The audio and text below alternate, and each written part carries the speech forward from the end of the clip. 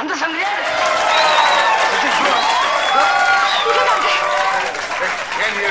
உங்களுக்கு தெரியுமில்ல இதை பத்தி. நல்ல பொருளா இருந்தா உடனே எடுத்து வச்சுக்குவேன், அடுத்த நாளே கொடுத்துருவேன். ஒரு நாள் பொறுத்துக்கிட்டா அண்ணா. மார்க்கண்டா, எங்க அண்ணனோட சாமர்த்தியத்தை பத்தியா? அதான் முகவரியோட ஒரு பகுதி தான் இதுல இருக்கு. அடுத்த பகுதி ஹாங்காங்ல ராபின்சன் கிட்ட இருக்கான். யாருமே அவருக்கு ஈடாக இல்லை என்ற வகையில் திரைப்படத்தை தயாரித்து நடித்து இயக்கி பட தொகுப்பினை செய்து பாடல், இசை, காட்சி அமைப்பு என பன்முகத்தன்மைகளை உள்ளடக்கிய ஒரு நடிகன் உலகத்திலேயே கிடையாது. என் தலைவனின் பெருமையை, சிறப்பை பட்டியலிட்டால் மணி நேரம் அல்ல, பட்டியலிட்டால் ஒரு நாள் அல்ல, தொடர்ந்து இந்த சமூகத்தில் அவரை பற்றி சொல்லிக் கொண்டே இருக்கலாம். சொல்ல சொல்ல இனிக்குதடா. யாருக்கு? முருகா இல்லையா? புரட்சி தலைவரை சொல்ல சொல்ல இனிக்குதையா.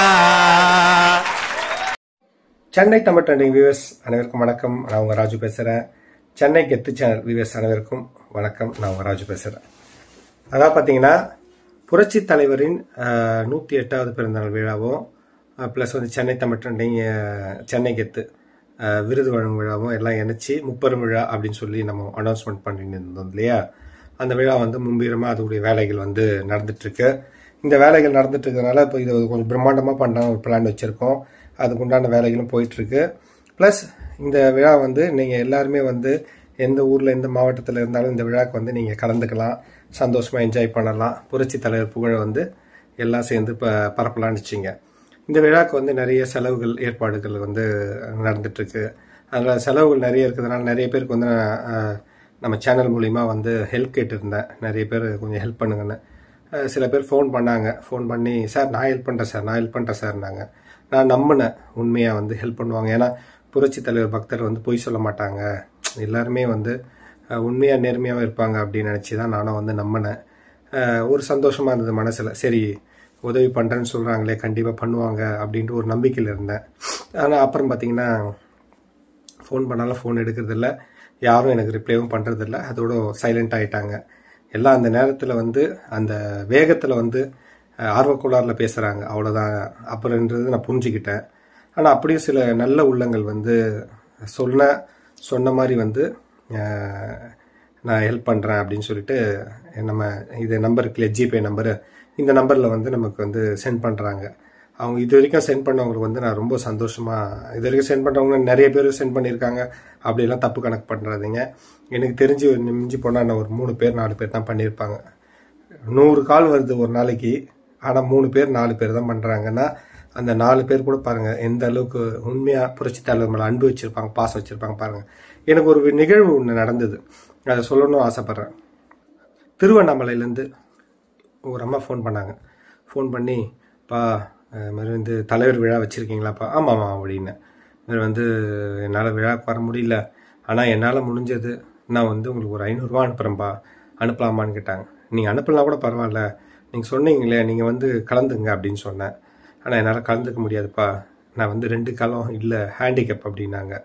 எனக்கு உண்மையிலேயே ரொம்ப கண்ணீர் வர ஆரம்பிச்சிச்சு. என்னடா இது, இந்த அளவுக்கு அவங்க ஹேண்டிகேப்பாக இருந்தோம் நான் 500 ரூபா அனுப்புகிறேன்றாங்க. ஆனால் வந்து ரொம்ப கஷ்டப்படுறவங்கள அவங்களுக்கு வந்து யாருமே இல்லையா, பசங்க கூட விட்டு போயிட்டாங்களாம். அவங்க தனியாக ஒரு ஓலை குடிசையில் வாழ்ந்துட்டுருக்காங்களாம். அவங்க வந்து யார் மூலியமோ செல்லில் பார்த்துட்டு அவங்க காமிச்சு அது மூலிமா நம்பரை எடுத்து என்கிட்ட பேசினாங்க. பேசும்போது தலைவரை பற்றி பேசும்போது அழ வந்துடுச்சு அவங்களுக்கு. அவங்க அழும்போது எனக்கு கண்ணில் தண்ணி வருது. என்னடா இதுன்னு உண்மையாக சொல்கிறேன். பணம் இருக்கிறவங்க கொடுக்கணுன்ற மனசு இல்லை அவங்களுக்கு. சும்மா வாயில் சொல்கிறாங்க, தலைவர் அப்படி என் உயிர் பக்தர் அப்படின்றாங்க, வெறியன்றாங்க. நான் கொடுக்குறேன் அப்படின்னு அந்த ஆர்வக்கோளாறில் ஃபோன் பண்ணி சொல்கிறாங்க. அதோட சைலண்ட் ஆகிடுறாங்க. ஏன்னா பணம் ஆச்சு இந்த காலத்தில் வந்து. பணம் எதுக்காக? ஏன்னா தலைவர் பணத்தை மதிக்கவே மாட்டார். அள்ளி அள்ளி கொடுத்த ஒரு தெய்வம், கடவுள்னே சொல்லலாம். அவருக்காக நம்ம வந்து எத்தனை கோடி போட்டு நம்ம செலவு பண்ணாலும் அதுக்கு வந்து அவர் மிகையே ஆகவே ஆகாது. ஏன்னா அவர்லாம் அந்த காலத்திலேயே வந்து அந்த மாதிரி பணத்தை துச்சமாக நினச்சி அனுப்பிச்சி விட்டார். அந்த மாதிரி ஒரு நல்ல மனுஷன் அவர் வந்து நமக்கு கிடைச்சது வந்து நம்மளுடைய பாக்கியம் தான் சொல்லணும். அந்த மாதிரி இருந்த ஒரு தலைவருக்கு நம்ம வந்து இன்னைக்கு வந்து நம்ம ஒரு விழா எடுக்கணும் போது நம்ம ரொம்ப சந்தோஷப்படணும், ஹாப்பியாக இருக்கணும் இல்லையா? ஆனால் நம்மளால முடியல, கொஞ்சம் கஷ்டப்படுறோம். கொஞ்சம் இருக்கிறவங்க எல்லாம் சப்போர்ட் பண்ணால் நல்லாயிருக்கும், ஹாப்பியாக நம்ம அந்த தலைவருக்கு வந்து விழா எடுக்கலாம் அப்படின்னு நம்ம ஆசைப்படுறோம். ஆனால் யாருமே வந்து என்னடா இது திடீர்னு காணாமல் போயிட்டான்னு பார்க்காதீங்க. இப்போ நான் இந்த டைமில் நல்லா பார்த்துங்க, நான் தலைவரை பற்றி பேசிகிட்டு இருக்க இந்த டைமில் வந்து எனக்கு ஒரு மெசேஜ் வந்தது. 1000 rupees எனக்கு விழுந்தது கூகுள் பேல. நான் பேசிட்டே இருக்கேன். அப்புறம் பார்த்தீங்கன்னா ஃபோன் கால் வருது. சார், நான் இப்போ ஒரு 1000 rupees அனுப்பிச்சிருக்கேன். இவர் பெங்களூர்லேருந்து சந்திரசேகர்னு சொல்லி அனுப்பிச்சிருக்காரு. நான் 1000 rupees அனுப்பிச்சிருக்கேன், நிகழ்ச்சி இருக்கு இல்லையா, நடுவில் உங்களுக்கு நான் அனுப்புகிறேன் சார் அப்படின்றாரு. அங்கே தான் தலைவர் நிற்கிறாரு பாருங்கள். தலைவரை பற்றி பேசிகிட்டு இருக்கும்போதே 1000 rupees எனக்கு கேட்கவே இல்லை. ஜிபே நம்பர் கேட்கல, எதுவும் கேட்கல. அந்த நம்பரை போட்டு ஜிபே போட்டு அனுப்பிச்சி விட்டார் பார்த்தீங்களா. அங்கே தான் தலைவர் நிற்கிறார். இதில் வந்து ஒளிவு மறைவு எதுவுமே இல்லை, ஓப்பன் டாக், அவ்வளோதான். ஏன்னா வந்து நம்ம யாருக்காக பண்ணுறோம்? உண்மை நேர்மை தலைவருக்காக பண்ணுறோம், அவ்வளோதான். அந்த விழாக்காக பண்ணுறோம், அவ்வளோதான். அவரால் முடிஞ்ச 1000 rupees அனுப்பிச்சார். அது ரொம்ப சந்தோஷம். ப்ளஸ் வந்து அந்த அம்மா சொன்னார்ல, அந்த அம்மா பார்த்தீங்கன்னா அந்த அம்மாவுக்கு வீடு இல்லை, எதுவுமே இல்லை, ஒரு ஓலை குடிசில் வாழ்கிறாங்க. அந்த அம்மாவால் முடிஞ்சது. நான் ஒரு 500 ரூபா அனுப்புகிறேன் நாங்கள், பார்த்தீங்களா, அங்கே தாங்க தலைவர் நிற்கிறாரு. அதுதாங்க பெரிய விஷயம். இல்லாதவங்க 500 ரூபாய் கொடுக்குறது பெரிய விஷயமா? லட்சமாக வச்சுக்கிட்டு அவங்க வந்து ஒரு 5000 ரூபா கொடுக்குறது பெரிய விஷயமா? அந்த 5000 ரூபா இல்லை, 1000 ரூபா கூட அவங்க மனசு வர மாட்டேது இருக்கிறவங்களுக்கு. தலைவருக்காக என்ன சொல்கிறது, சும்மா ஃபோட்டோவில் பார்க்குறாங்க, வீடியோவில் பார்க்குறாங்க, நான் தலைவர் பக்தர் அப்படின்னு சொல்லிக்கிறாங்க. நான் எல்லாருமே நான் சொல்லலை, நோட் பண்ணிங்க, நான் எல்லாருமே சொல்லலை, ஒரு சில பேர் மட்டும்தான் சொல்கிறேன். அந்த மாதிரி சொல்கிறாங்க, ஆனால் கொடுக்குற மனசு இல்லை. மனசு தலைவருக்கு மட்டும்தான் இருக்குது. இந்த மாதிரி ஏழை மக்கள் அந்த அம்மா பேசுகிறாங்க பார்த்தீங்களா, அங்கே தான். அதுதான் நம்ம வந்து உண்மையாக நேர்மையாகவும் நம்ம வந்து தலைவருக்காக இருக்கோம். அது வந்து தொடர்ந்துகிட்டே இருக்கணும். நீங்கள் பண்ணுற எனக்கு சப்போர்ட் ஆதரவு தான் வந்து நீங்கள் இருக்கிற இடத்துலையே நம்ம சிடிடி சேனலும் சென்னை கெத்து மூலியமாகவும் புரட்சி தலைவருடைய நிகழ்ச்சிங்களை உக்காந்த இடத்துலையே நீங்கள் வந்து சந்தோஷமாக பார்க்கணுன்றது தான் நான் ஏற்பாடு பண்ணிகிட்டு இருக்கேன். நான் வந்து சப்ஸ்கிரைபர், நீங்கள் உங்களை தான் நான் கேட்க முடியும். சப்போர்ட் பண்ணுங்கள் தலைவருக்காக. ஏன்னா சேனலில் தலைவருடைய வீடியோ பார்த்து அவ்வளோ சப்போர்ட் பண்ணுற நீங்கள் ஒரு விழா எடுக்கிறோம், அந்த விழாவுக்கு கொஞ்சம் சப்போர்ட் பண்ணுங்க தான் நான் கேட்குறேன். மற்றபடி வராது. நம்ம வந்து விழா வருஷம் கூட எடுக்கல. நம்ம 2 வருஷத்துக்கு முன்னாடி விழா எடுத்தோம், அதோட 2 வருஷம் கழிச்சு இப்போ எடுக்கிறோம், அவ்வளோதான். அதில் ஒன்றும் தப்பு இல்லையே, ஓகேங்களா? அதனால் வந்து நான் மறுபடியும் சொல்லிக்கிறேன், உங்களால் முடிஞ்ச அளவுக்கு சப்போர்ட் பண்ணுங்கள், இந்த விழாவை கொண்டாடலாம். என்கிட்ட வந்து கை கொடுங்க, தோல் கொடுங்க.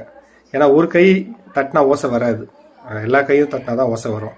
எல்லாருமே நீங்கள் ஃபங்க்ஷனுக்கு வாங்க, கலந்துங்க. நான் இன்விடேஷன் போட்டேன், அட்ரஸ் போட்டேன், டைமிங் போட்டேன், எல்லாமே போட்டேன். நீங்கள் அழகாக அந்த இடத்துக்கு வந்துடலாம். அதனால் வந்து இதில் எந்த மாற்றமும் கிடையாது. உங்களால் முடிஞ்சால் ஹெல்ப் பண்ணுங்கள், ஹெல்ப் பண்ணிவிட்டு வாங்க, சந்தோஷமாக என்ஜாய் பண்ணலாம். இல்லைங்க என்கிட்ட வசதியே இல்லை, நான் பஸ்ஸு பிடிச்சிட்டு வரேங்க, நிகழ்ச்சி மட்டும் பார்க்குறேங்கனாலும் தாராளமாக வாங்க, நிகழ்ச்சியை பாருங்கள், என்ஜாய் பண்ணுங்கள். மறுபடியும் சொல்கிறேன், இது ஜிபே நம்பரு. இந்த நம்பருக்கு எனக்கு கால் பண்ணி பேசிவிட்டு நீங்கள் வந்து ஹெல்ப் பண்ணாலும் சரி, இல்லை பேசாமல் ஹெல்ப் பண்ணாலும் சரி, எதுவாக இருந்தாலும் உங்கள் டீட்டெயில் இருந்தால் எனக்கு நல்லாயிருக்கும்.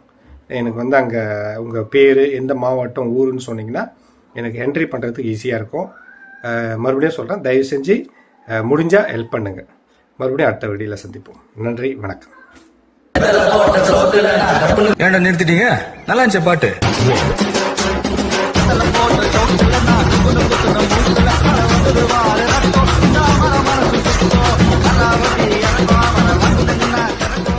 வரையில் யாருமே அவருக்கு ஈடாக இல்லை என்ற வகையில் திரைப்படத்தை தயாரித்து நடித்து இயக்கி பட தொகுப்பினை செய்து பாடல், இசை, காட்சி அமைப்பு என பன்முகத்தன்மைகளை உள்ளடக்கிய ஒரு நடிகன் உலகத்திலேயே கிடையாது. அவர் நடிகர் அல்ல, அதுதான் நீங்கள் தெரிந்து கொள்ள வேண்டிய ஒரு செய்தி. அவர் ஒரு கதையின் கதாபாத்திரமாக வாழ்ந்தார். மற்றவர்களெல்லாம் நடிகர்கள், நடிப்பார்கள், அதனால் எடுபடவில்லை. என் தலைவன் எம்ஜிஆர் கதாபாத்திரமாக வாழ்ந்தார். அந்த கதாபாத்திரம்தான் இன்றைக்கும் வாழ்ந்து கொண்டிருக்கிறது. இன்றைக்கும் தலைமுறை தாண்டி ரசிக்க வைக்கப்படுகிறது. நான் எதை சொல்வேன், எப்படி சொல்வேன்? என் தலைவனின் பெருமையை, சிறப்பை பட்டியலிட்டால் மணி நேரம் அல்ல, பட்டியலிட்டால் ஒரு நாள் அல்ல, தொடர்ந்து இந்த சமூகத்தில் அவரை பற்றி சொல்லிக் கொண்டே இருக்கலாம். சொல்ல சொல்ல இனிக்குதடா. யாருக்கு? முருகா இல்லையா? புரட்சி தலைவரை சொல்ல சொல்ல இனிக்குதையா. இப்படி ஒரு பெரும் புகழை அவர் பெற்றிருக்கிறார் என்றால் அவர் சாதாரண மனிதர் அல்ல, அவர் ஒரு சித்தர், அவர் ஒரு அவதாரம். ஆகவேதான் இது சாத்தியம். புரட்சி தலைவர் எம்ஜிஆர் பேசினால் அந்த பேச்சு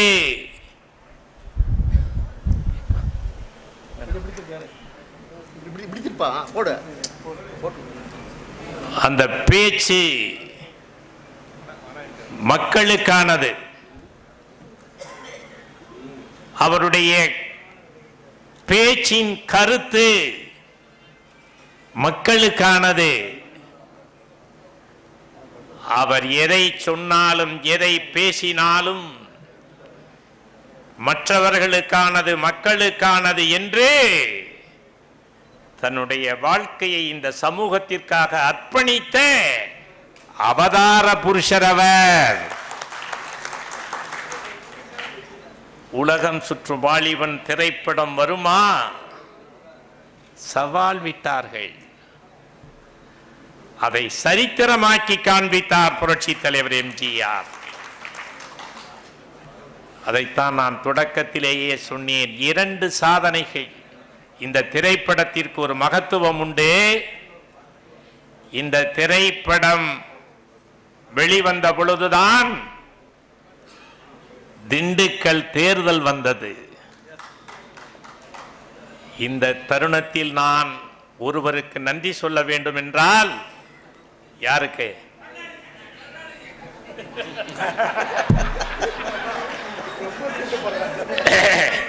உலகம் சுற்றுவாலிபன் திரைப்படத்தை வெளியிட்டும் திண்டுக்கல் தேர்தல் செலவிற்கு விநியோகஸ்தரிடம் முன்பணம் பெற்றும் இந்த திரைப்படத்தை வெற்றிகரமாக வெளிக்கொண்டு வந்து தேர்தலில் வெற்றி கொடி நாட்டி ஒரு மிகப்பெரிய வரலாற்று சரித்திரத்தை உருவாக்கினார் புரட்சி தலைவர் என்றார். அதற்கு பின்புலமாக இருந்தவர் ஒருவர். Very good, super. அது பக்தனுக்கு மட்டும்தான் தெரியும். எம்ஜிஆர் பக்தர்களுக்கு மட்டும்தான் தெரியும். வரதராஜன் பின்னி பெடறி எடுத்துட்டார். பின்னு பொண்ணுன்னு பின்னிட்டீங்க. வாழ்த்துக்கள், வாழ்த்துக்கள், வாழ்த்துக்கள்.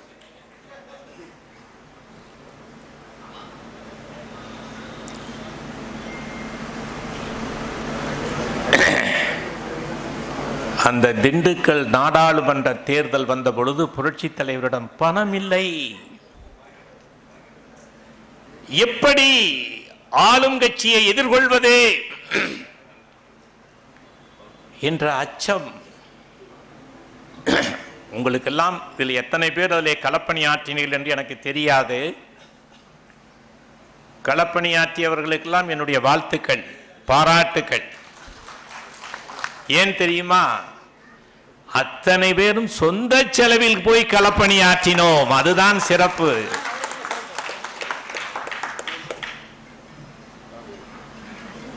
திண்டுக்கல் நாடாளுமன்ற தேர்தலில்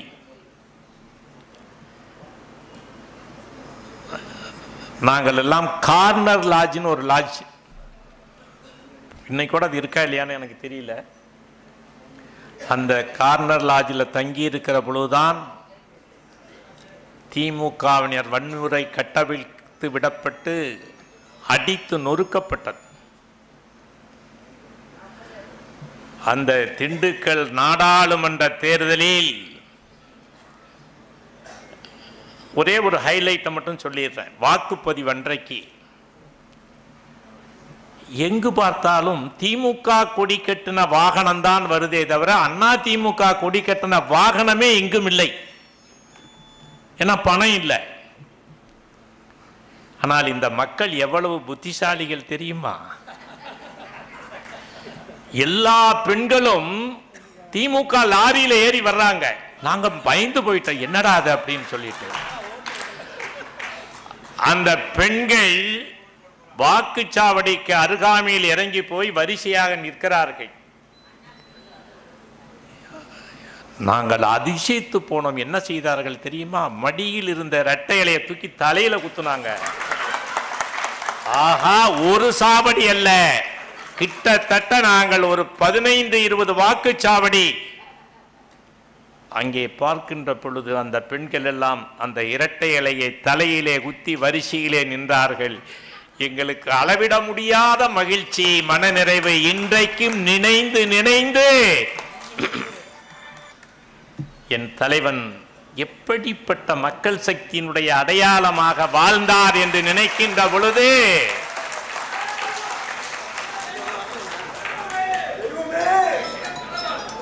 அவருக்காக நீங்கள் எல்லாம் வாழ்க்கையை இன்றும் அர்ப்பணித்துக் கொண்டிருக்கிறீர்கள் அல்லவா?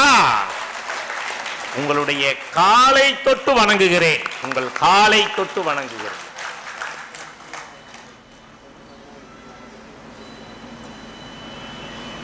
என் தலைவனுக்காக எங்களை போன்றவர்கள் அன்றே உயிரை கொடுக்கவும் தயாராக இருந்தோம் என்றால் என் தலைவனுக்காக நீங்கள் வாழ்ந்து கொண்டிருக்கிறீர்களே, அன்றாடும் செலவு செய்து கொண்டிருக்கிறீர்களே, சொந்த பணத்தில் எங்கே நிகழ்ச்சி நடந்தாலும் சென்று நீங்கள் என் தலைவனுடைய அடையாளத்தை அங்கே பிம்பப்படுத்துகிறீர்களே, உங்களை விட இந்த இயக்கத்தில் தியாகிகள் யார்? எந்த இயக்கத்திலும் கிடையாது. காணாமல் போய்விட்டார்கள். ஆனால் இன்றைக்கும் என் தலைவன் எம்ஜிஆர் வாழ்ந்து கொண்டிருக்கிறார் என்றால் அவர் கண்ணுக்கு தெரியாத மின்சாரமாக இந்த உலகம் முழுக்க நிரம்பி இருக்கிறார். இதை புரிந்து கொள்ள வேண்டியவர்கள் புரிந்து கொள்ள வேண்டும்.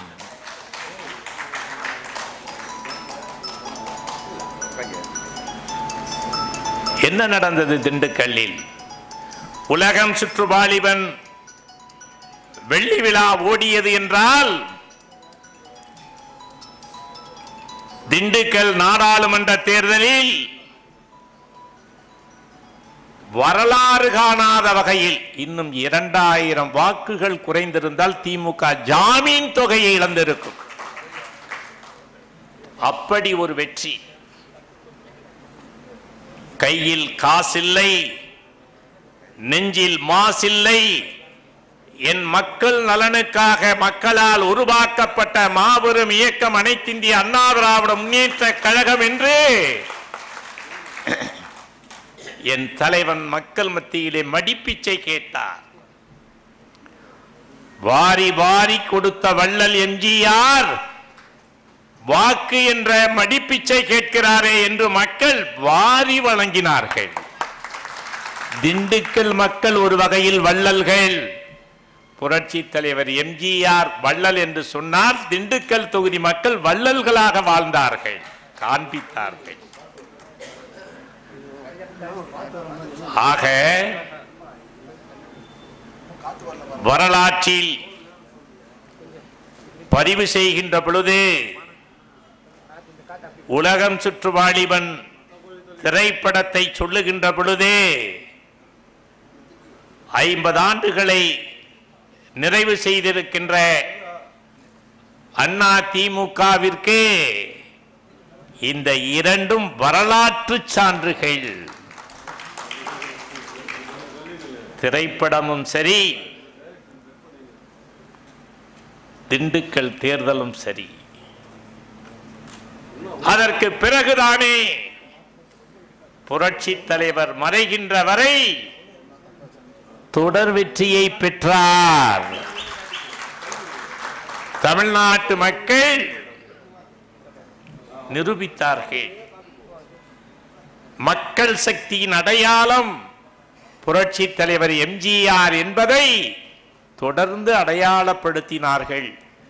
இந்த வரலாறு தமிழக அரசியலில் வேறு எந்த நடிகருக்கும் கிடையாது, எந்த தலைவருக்கும் கிடையாது. புரட்சி தலைவர் எம்ஜிஆர் 53ஆம் ஆண்டு திமுகவில் இணைந்தார். அதற்கு பிறகு திமுக வளர்ந்தது, புரட்சி தலைவர் வளர்ந்தார். 57 தேர்தல் புரட்சி தலைவர் எம்ஜிஆர் சிறப்பு கூட்டங்களை நடத்தி, இன்றைக்கெல்லாம் கூட்டத்துக்கு ஆள் பிடிக்கிறாங்க, அன்றைக்கு கட்டணம் செலுத்தி கூட்டம் கேட்டார்கள், சிறப்பு கூட்டம். அந்த சிறப்பு கூட்டத்தை நடத்தி புரட்சி தலைவர் எம்ஜிஆர்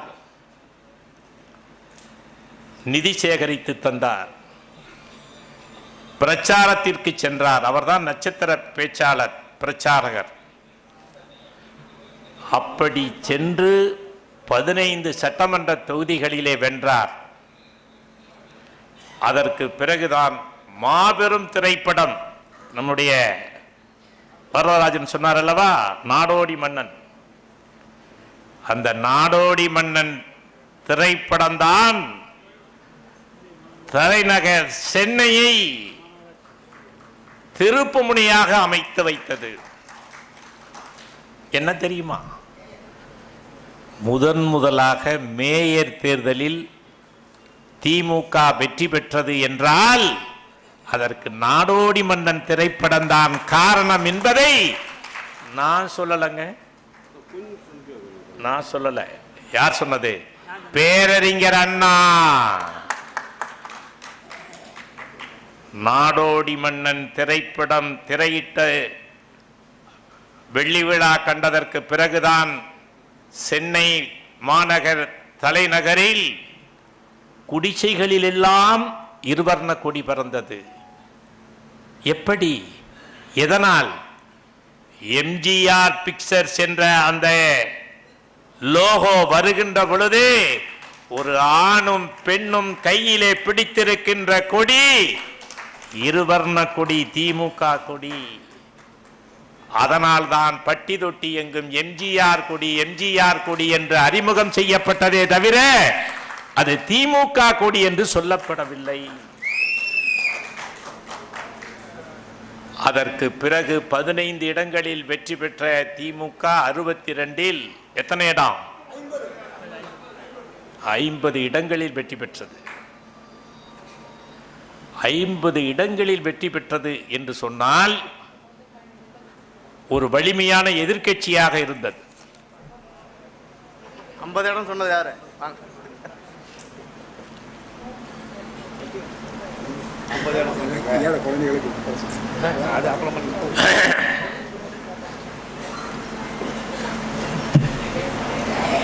அதற்கு பிறகு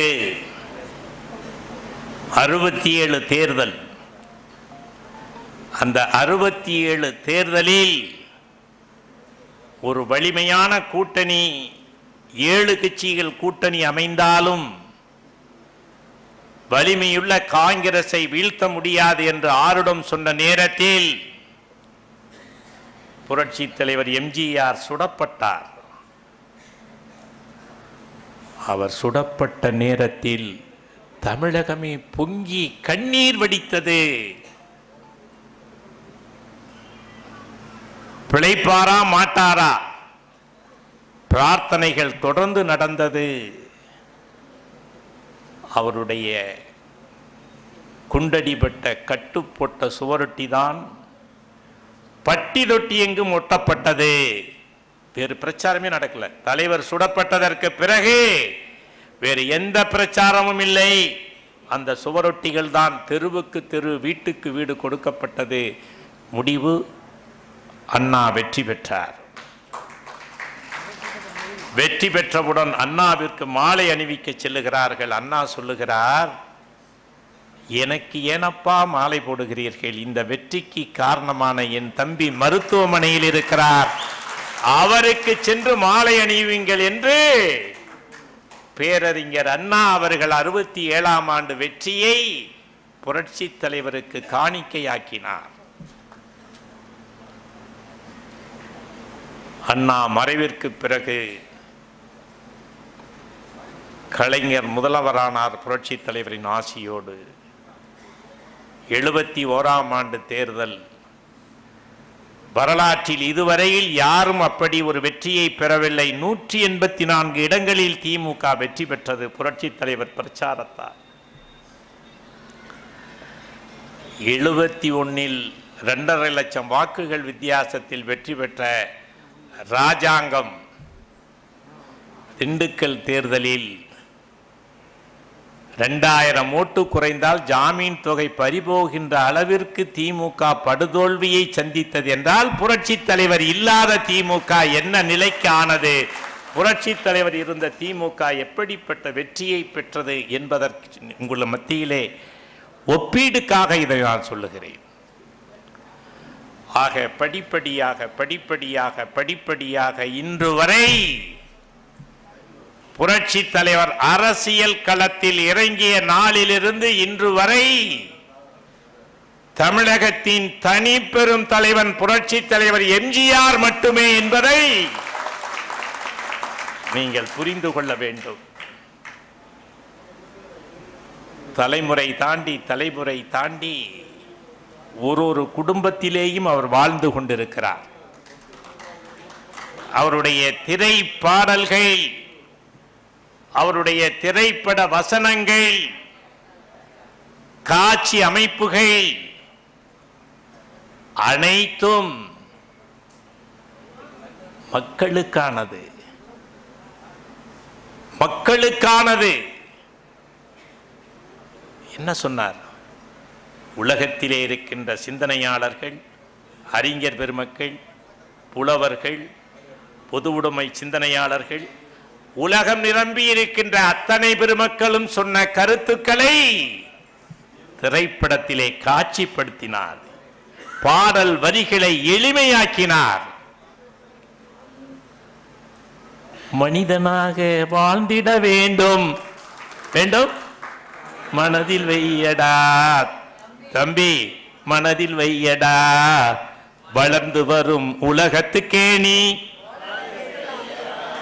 இந்த பாடல் வரியை கொஞ்சம் கவனியுங்கள். மனிதனாக வாழ்ந்திட வேண்டும், நீ வேற எதுவுமே பண்ணாத. இன்றைக்கு எம்ஜிஆர் பக்தர்கள் எல்லாம் மனிதனாக வாழ்ந்து கொண்டிருக்கிறார்கள்.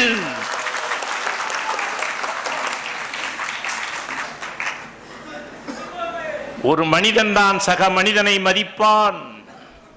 ஒரு மனிதன் தான் சக மனிதனுடைய துன்பத்தை போக்குவான்.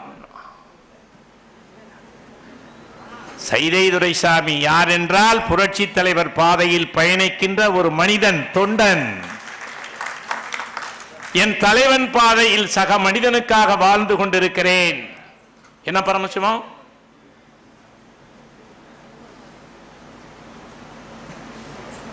புரட்சி தலைவர் எம்ஜிஆர்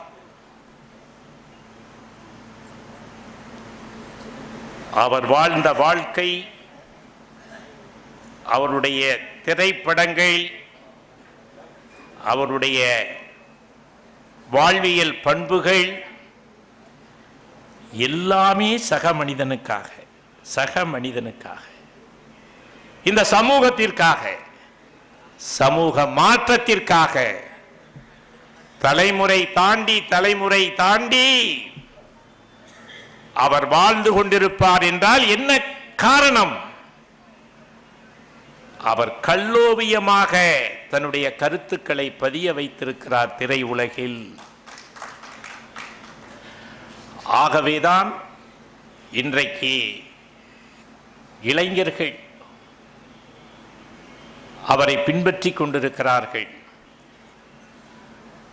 நீங்கள் ஒவ்வொருவரும், நான் ஒரு பாடலை சொல்லுவேன், அந்த பாடலை நீங்கள் இதை எப்பொழுதும் எங்கேயும் ஒலிக்க வேண்டும். பாடல்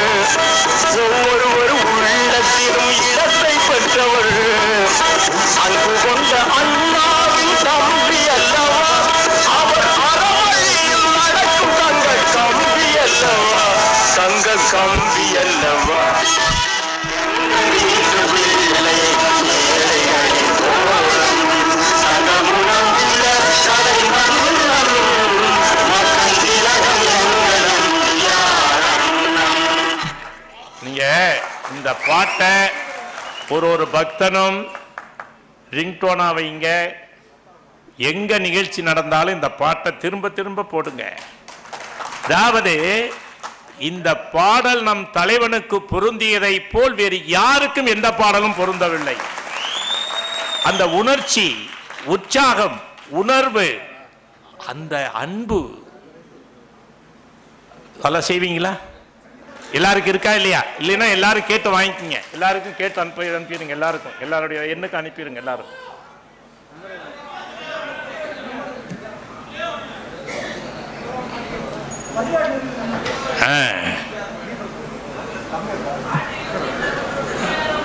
அதனால புரட்சி தலைவர் எம்ஜிஆர் ஒரு அவதார புருஷர். புரட்சி தலைவர் எம்ஜிஆர் இறைவனால் அனுப்பப்பட்ட ஒரு மாபெரும் சக்தி. இது மக்களுக்கான சக்தியாக நீங்க ஒரே ஒரு கணம் எண்ணி பாருங்கள்.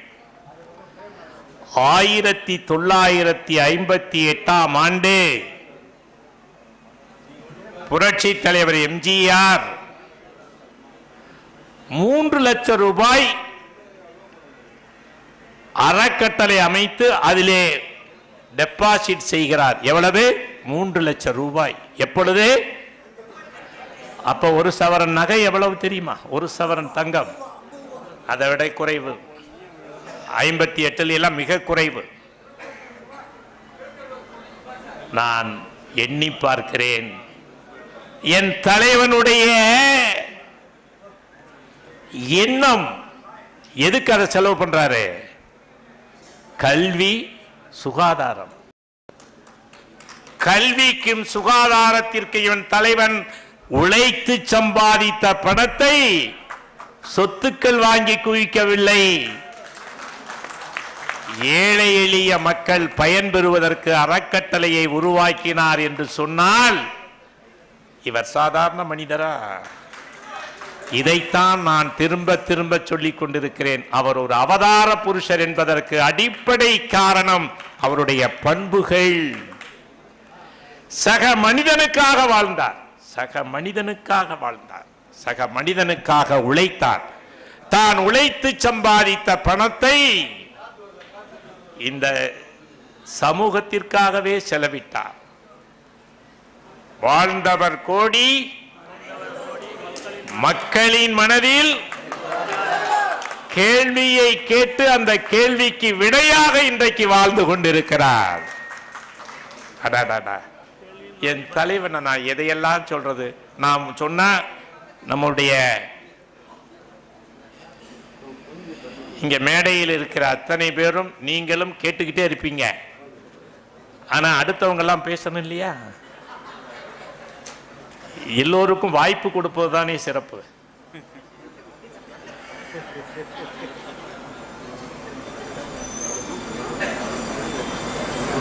அதாவது தலைவரோட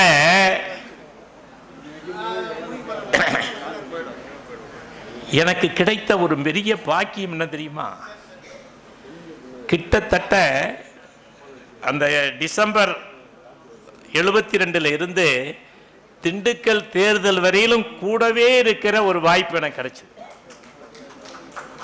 அவரோட சாப்பிட்றது, ஒருவேளை அவரோட சாப்பிட்ற வாய்ப்பு. இதை விட என்னுடைய வாழ்க்கையில் வேறு என்ன பாக்கியம் வேண்டும்?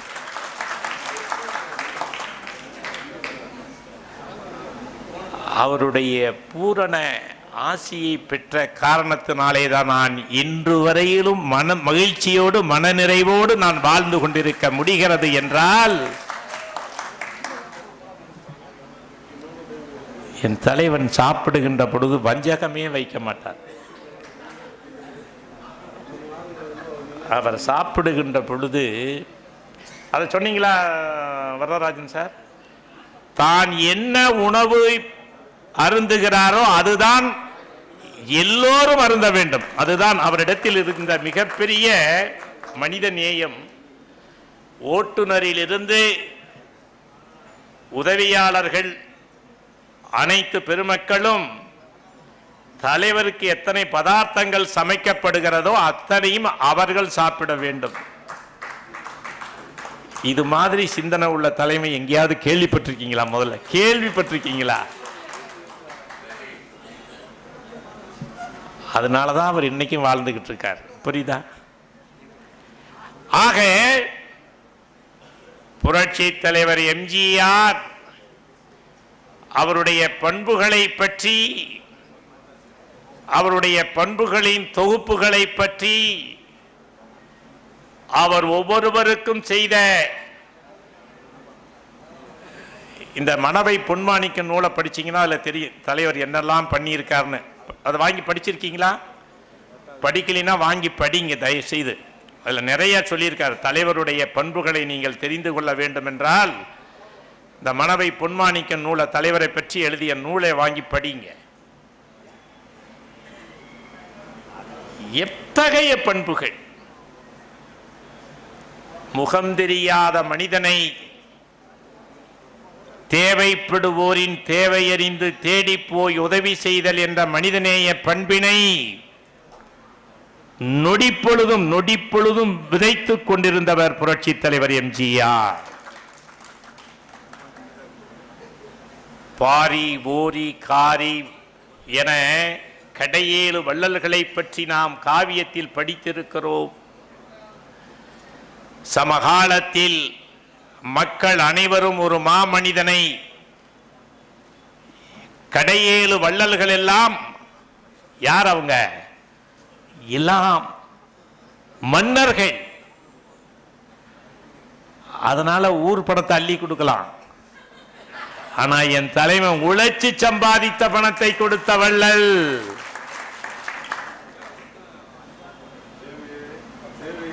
அதனால வாழும் போதே வரலாறாகி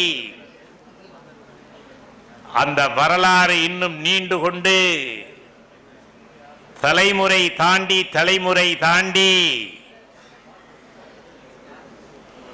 இந்த சமூகத்தில்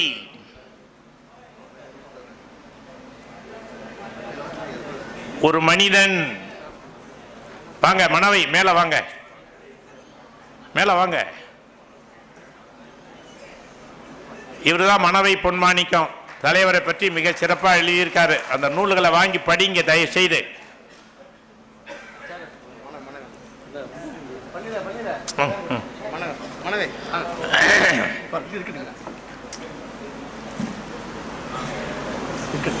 இப்படி என் தலைவன் வாழ்ந்தார் என்றால் ஏழைகளை பற்றி சிந்தித்தார் என்றால் மக்களுக்காகவே ஒரு இயக்கத்தை தோற்றுவித்தார் என்றால் அதற்கு அடிப்படை காரணம் அர்ப்பணிப்பு. இந்த சக மனிதனுக்காக வாழ்வதுதான் வாழ்க்கை என்று வாழ்ந்து காட்டி வழிகாட்டிய அவதார புருஷர் என் தலைவன் எம்ஜிஆர். என் தலைவனோடு ஒப்பிடுவதற்கு நானும் தேடி தேடி பார்க்கிறேன், ஒருவரையும் காணவில்லை.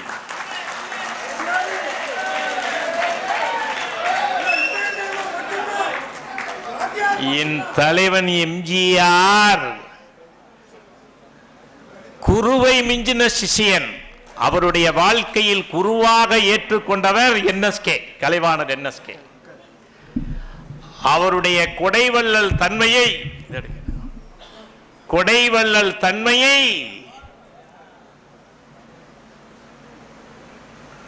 பின்பற்றினேன் என்று புரட்சி தலைவரால் சொல்லப்பட்டவர். ஆனால் என் தலைவன்தான் சாகாவரம் பெற்ற அவதார புருஷராக இன்றைக்கும் வாழ்ந்து கொண்டிருக்கிறார் என்றால் இறைவனுடைய அருளை முழுமையாக பெற்றவர். இப்போ நான் அவருடைய பண்புகளை சொல்லுவதா, அவர் அரசியலில் எத்தகைய மாற்றங்களை உருவாக்கினார் என்பதை சொல்லுவதா, திரைப்படத்தில் அவர் சாதித்த சாதனைகளை சொல்லுவதா, எந்த திரைப்படமாக இருந்தாலும் அது ஒரு சமூக நீதி, எந்த திரைப்படமாக இருந்தாலும் ஒரு மனிதனுக்கு தேவையான வாழ்வியல் பண்புகள், ஒரு சமூகத்திற்கான பொது நியதி என இப்படி. இன்னொரு செய்தி தெரியுமா? நேத்து தான் ஒருத்தர் வந்தார்.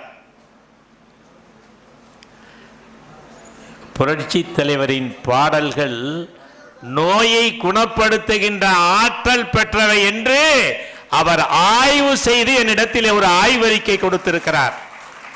அவர் இருக்காராப்பா? இருக்கீங்களா?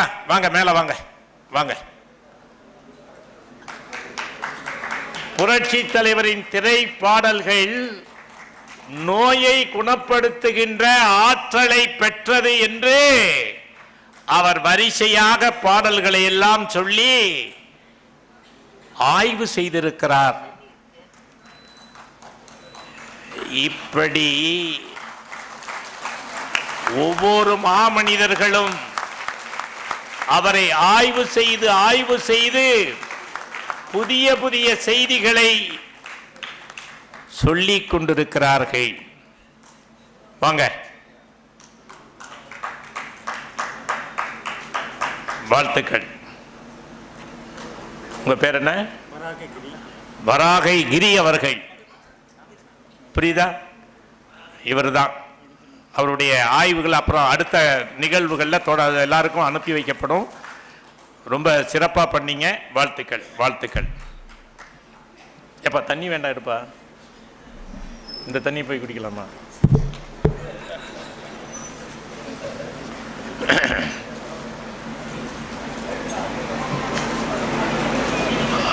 அதாவது புரட்சி தலைவர் எம்ஜிஆர் தான் உழைத்து சம்பாதித்த பணத்தை இந்த சமூக நலனுக்காக, தனிமனித நலனுக்காக, ஒவ்வொருவரின் நலனுக்காக அவர் செலவிட்டார் என்றால் அந்த அர்ப்பணிப்பு வாழ்க்கை இருக்கிறது அல்லவா, அதுதான் நமக்கு பாடம். அந்த அர்ப்பணிப்பு வாழ்க்கையை ஒவ்வொருவரும் பின்பற்றி கொண்டிருக்கிறோம். அதுதான் சிறப்பு. இப்ப நீங்க எம்ஜிஆர் பக்தர்கள் இருக்காங்க இல்லையா, ஒவ்வொருத்தருகிட்ட ஒரு தனி சிறப்பு உண்டு. நீங்க நம்புவீங்களா? 50 ஆண்டுகளுக்கு முன்பு உலகம் சுற்று வாலிபனுடைய திரைப்படத்தினுடைய டிக்கெட்டை வைத்திருக்கிறார். பாருங்க, நம்ம யாரு இவர் தெரியுமா? இவர் டிக்ஷனரி, இவர் தலைவரை பற்றிய, இவர் பேர் என்ன? எது?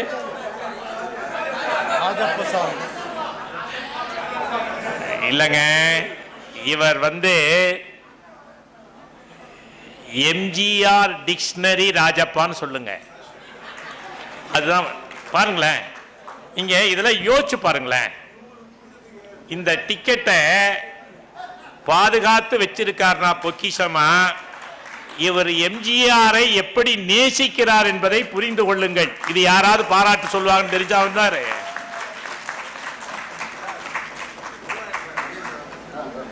எப்ப ஒரு டவல் கொடு, அவருக்கு போத்துவோம், ஒரு பொன்னாடை போத்துவோம்.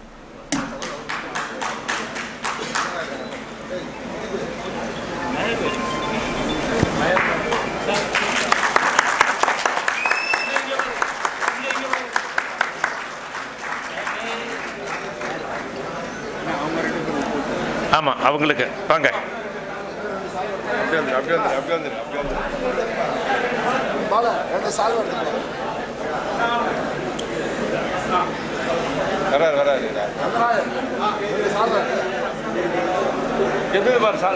என்னையா நீங்க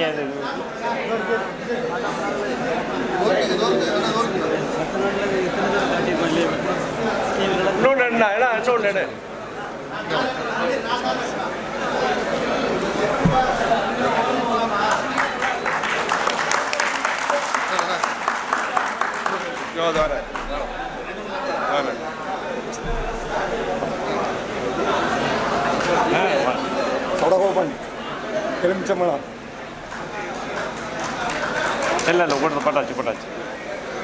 சரி, மகிழ்ச்சி. எனக்கு ஒன்று போடுறேன், திண்டுக்கல் சொன்னேன். ஆமா ஆமா ஆமா.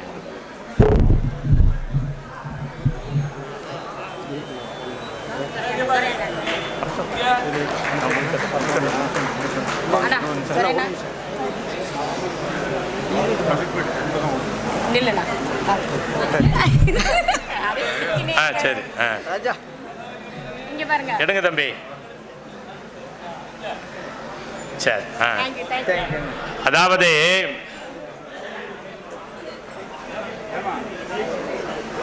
நம்முடைய புரட்சி தலைவரின் பெருமைகளை, சிறப்புகளை ஒரு திரைப்படம் எப்படி இருக்க வேண்டும், ஒரு திரைப்பட நடிகர் எப்படி வாழ வேண்டும் என்பதற்கு இலக்கணமாக வாழ்ந்தார். ஆனால் என்ன தெரியுமா, என் தலைவன் ஒரு அறியாமையால் நம்மை விட்டு பிரிந்தார். என்ன அறியாமை? உணவு முறைகளில் அவர் வள்ளலாக இருந்தார். அதுதான் அவரை நம்மை விட்டு பிரித்தது. அந்த சுவையான உணவை எனக்கு இன்றைக்கு தெரிந்திருக்கின்ற இந்த அனுபவ அறிவு 72ஆம் ஆண்டில் இருந்திருந்தால் என் தலைவன் இன்று வரையிலும் வாழ்ந்து கொண்டிருப்பார். சுவைக்கு அடிமையான ஒருவராக எப்படி சேவைக்கு அடிமையானாரோ, மற்றவர்களுடைய துன்பத்தை போக்குவதற்கு அடிமையானாரோ, அப்படி அவரிடத்தில் இருந்த ஒரே ஒரு அறியாமை, வயிற்றுக்கு வஞ்சகம் வைக்கக்கூடாது என்று விதவிதமான உணவுகளை, சுவையான உணவுகளை வாரி வாரி வழங்கினார். தானும் உண்டார். அதனால் தான் நம்மை விட்டு பிரிந்தார். யோசித்து பாருங்கள். என் தலைவன் வாழ்ந்திருந்தால் இன்னைக்கு என்ன வயது?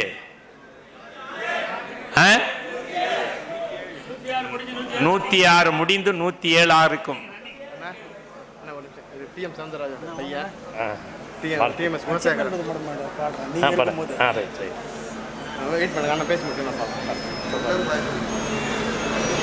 விருத்தாச்சலம் வேணும் வந்திருக்காரா?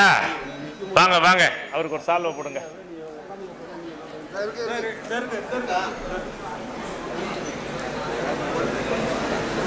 அவரு வேங்கட வேணு வந்து யார்கிட்ட பேசினாலும் எம்ஜிஆர் வாழ்கன்னு சொல்லிட்டு தான் பேசுவார். எப்படிப்பட்ட மனிதர்கள் இருக்காங்கன்னு பாருங்க.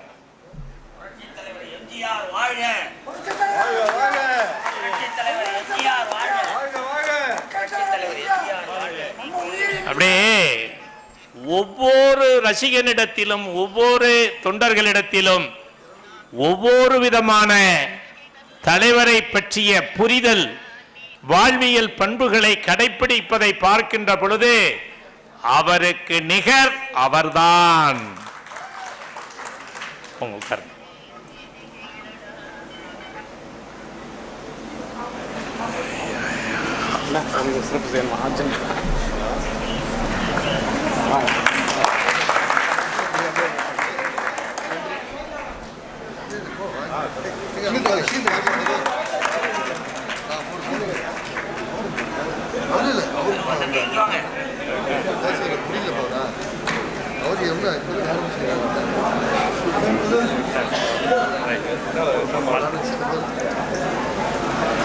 அதனால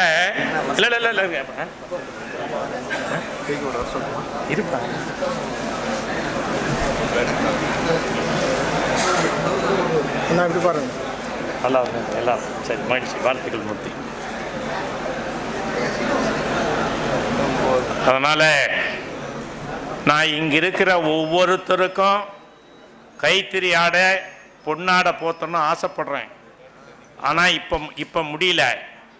நான் இன்றைக்கு இருந்திருந்தால், காலையில் இருந்திருந்தால் நான் எப்படி தான் வச்சுருந்தேன். ஒரு செய்தி தெரியுமா, நான் 10 மணிக்கே இங்கே வர்றதா இருந்துச்சு. ஒரு தவிர்க்க முடியாத ஒரு துக்க செயலுக்கு நான் கோயம்புத்தூர் போயிட்டு வர வேண்டியதால் இன்னைக்கு நம்ம பார்க்க முடியல. இல்லைன்னா உங்கள் அத்தனை பேருக்கும் பொன்னாடை அணிவித்து உங்களை கௌரவப்படுத்தி இருப்பேன். ஆனால் அடுத்த கூட்டத்தில் அனைவருக்கும் வேட்டி, பொன்னாடையெல்லாம் கிடையாது, வேட்டி, ஒவ்வொருத்தருக்கும் வேட்டி போர்த்தி உங்களை நான் என்னுடைய சகோதரர்களாக, என்னுடைய பக்தியில் உங்களுக்கும் பங்களித்து நான் உங்களை வணங்குவதற்காக நான் தயார் செய்து கொண்டிருக்கிறேன். அடுத்த நிகழ்ச்சியில் இங்க இருக்கிறவங்க யாருமே மிஸ் பண்ணிடாதீங்க. அடுத்த முறை வாங்க. புரியுதா? உங்க அத்தனை பேருக்கும் என்னது கௌரவப்படுத்தணும், உங்களை அங்கீகரிக்கணும். புரட்சி தலைவர் என்ற மகா சக்தி, புரட்சி தலைவர் என்ற மாமனிதர் இந்த சமூகத்தில் எத்தகைய மனிதர்களை உருவாக்கி இருக்கிறார். புரட்சி தலைவர் இல்லை என்றால் இந்த சைதை துரைசாமியை உங்களுக்கு தெரிந்திருக்குமா? அதைத்தான் நான் நினைந்து நினைந்து என் தலைவனை அன்றாடம் தொழுது கொண்டிருக்கிறேன். இங்க வந்திருக்கிற அனைவருக்கும் ஒரு செய்தி. தலைவரை பற்றிய அரிய செய்திகள், பேச்சுக்கள், பதிவுகள் இருந்தால் வடவனூர் இல்லத்தில் வைக்க வேண்டும் என்று விரும்புகிறேன். ஆகவே யாரிடம் எது இருந்தாலும் அவைகளை தயவு செய்து நீங்கள் அனுப்பி வையுங்கள். புரட்சி தலைவரை பற்றி, புரட்சி தலைவரின் பதிவுகளை பற்றி இருந்தால் அதை அனுப்பி வையுங்கள். அதனால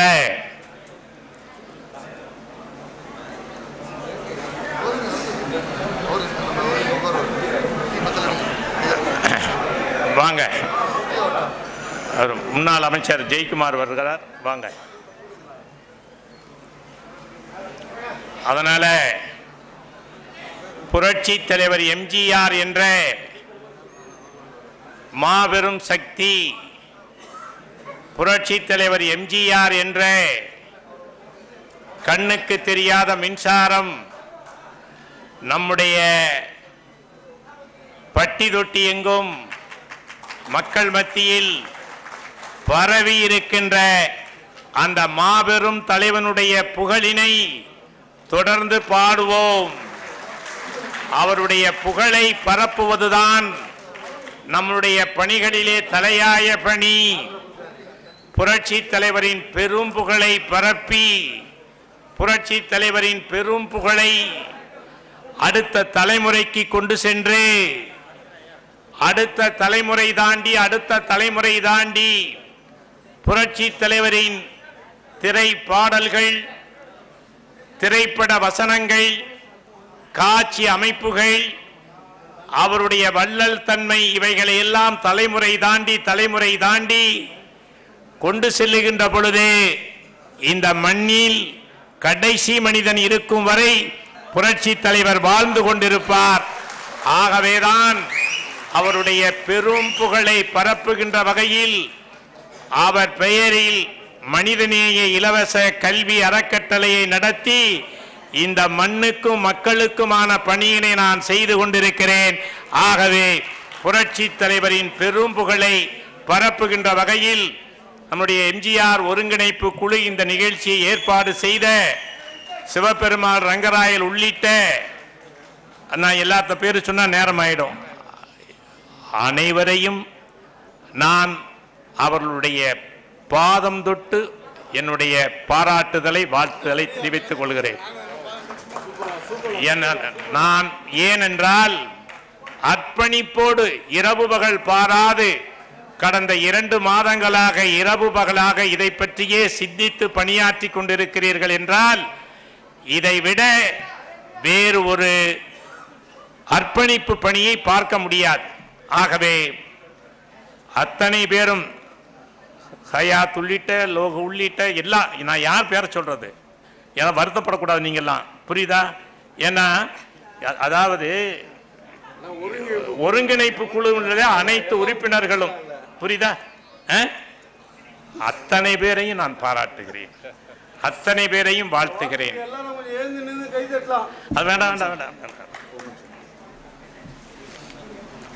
அண்ணா வாழ்த்துக்கிட்டே தான் இருப்பார் நம்மள, அதுக்கு முடிவு கிடையாது. அண்ணனுக்கு ஒரு மிகப்பெரிய கரவொலி.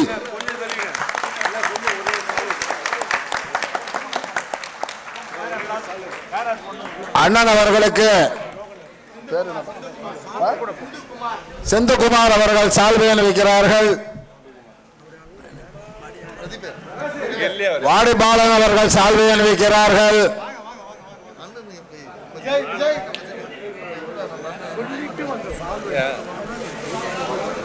கதிர்முருகன் கவுன்சிலர் கதிர்முருகன் அவர்களுக்கு சால்வையும் ஷீல்டும் அளிக்கப்படுகிறது. அருமை தம்பி கதிர்முருகன் புரட்சி தலைவர் வயதில் சிறுவராக இருந்தாலும் அருமை சகோதரர் கதிர்முருகன் புரட்சி தலைவரின் தீவிர விசுவாசி.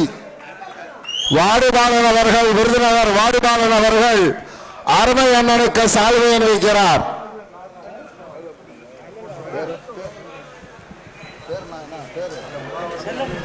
செல்லமுத்து அவர்கள் சால்வை அணிவிக்கிறார். வலசரவாக்கம் கலைமணி சால்வை அணிவிக்கிறார்.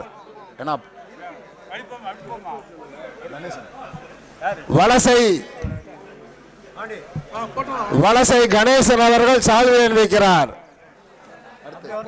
அடுத்து யாரு?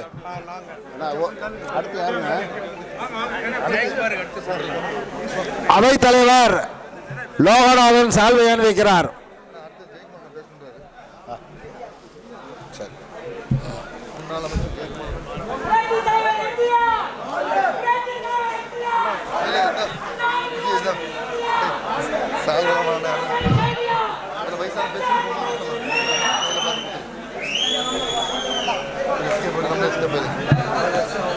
பத்திரிக்கை ஜெயக்குமார் பேசுறாரு.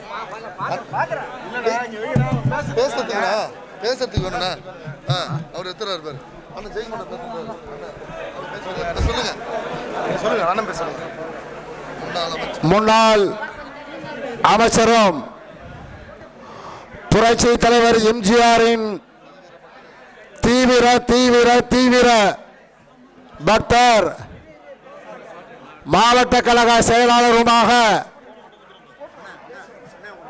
அருமை அண்ணன் ஜெயக்குமார் அவர்கள் உலகம் சுற்றும் வாலிபன் திரைப்படத்தை பற்றி உங்களிடம் சிறப்புரையாற்றுவார்.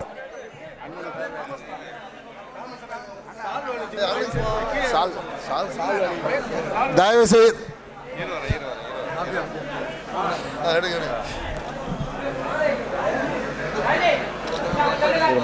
இருக்கா